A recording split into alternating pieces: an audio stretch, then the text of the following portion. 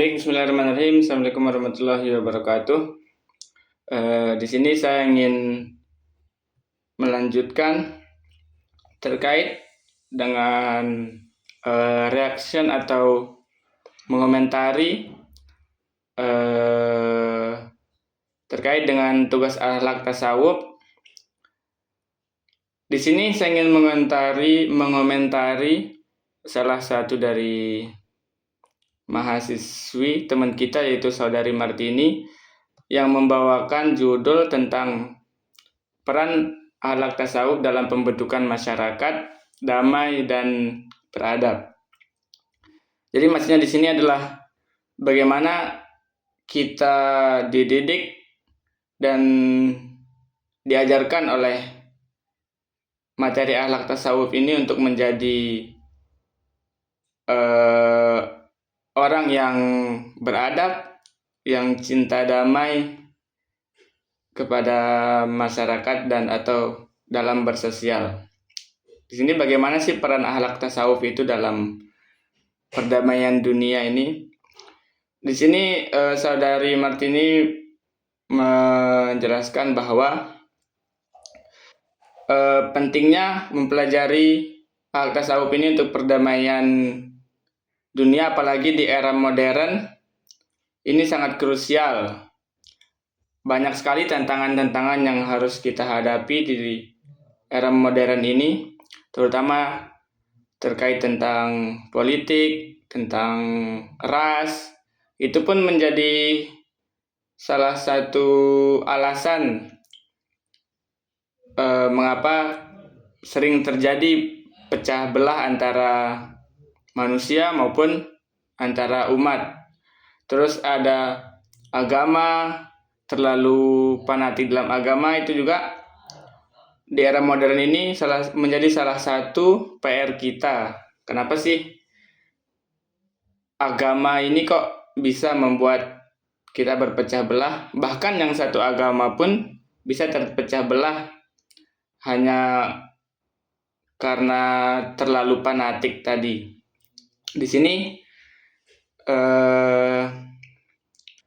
konsep peran akhlak tasawuf di sini adalah menawarkan solusi untuk mengatasi kesenjangan moral dan etika. Sebelumnya kita sudah membahas tentang apa itu moral, etika, dan susila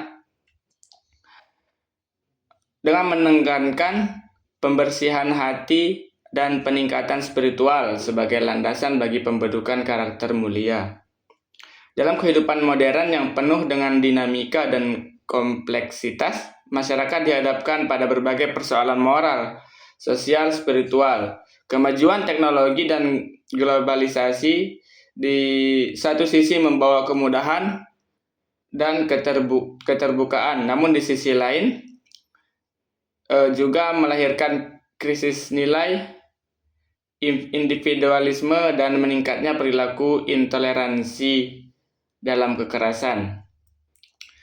Dalam teks tadi menunjukkan bahwa seiring bermajunya teknologi atau seiring modernnya zaman, di situ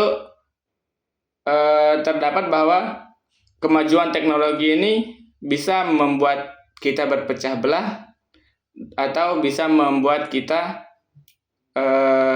damai. Dalam artian bahwa kita harus bijak dalam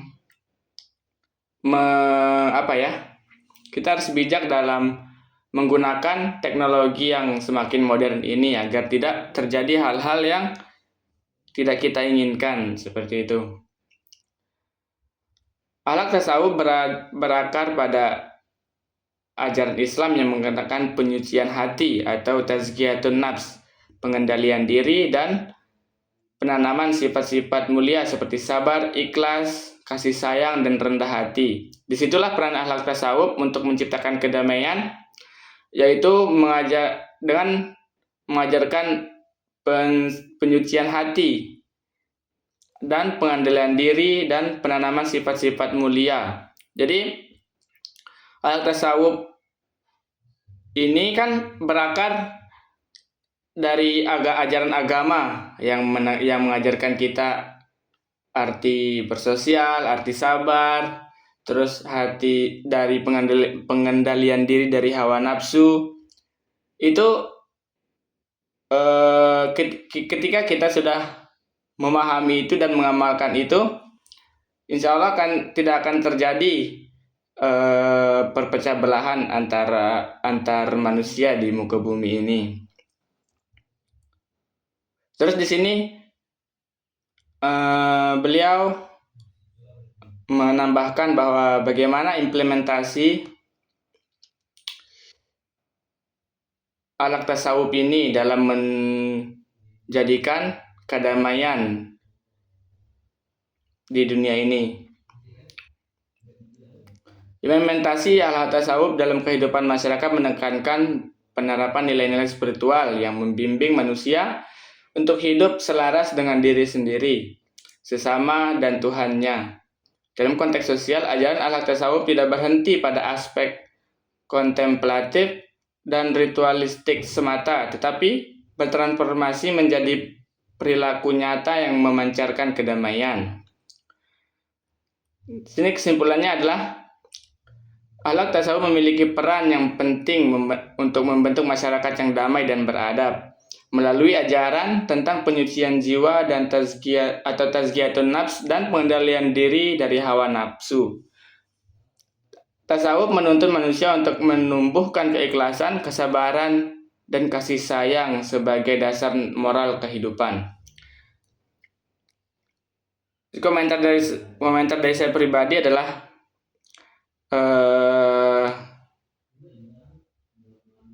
mengambil kesimpulan bahwa alaq tasawuf ini sangat penting bagi kita untuk menjaga kedamaian dunia ini. Jadi belajar alaq tasawuf ini penting karena di situ menekankan tazkiyatun nafs tadi, penyucian diri, terus mengajarkan juga bahwa untuk bagaimana mengendalikan hawa nafsu, bagaimana itu sabar, bagaimana itu ikhlas, sehingga kita tidak gampang terpecah belah dengan sesama manusia. Mungkin itu yang bisa saya komentari. Syukran. Assalamualaikum warahmatullahi wabarakatuh.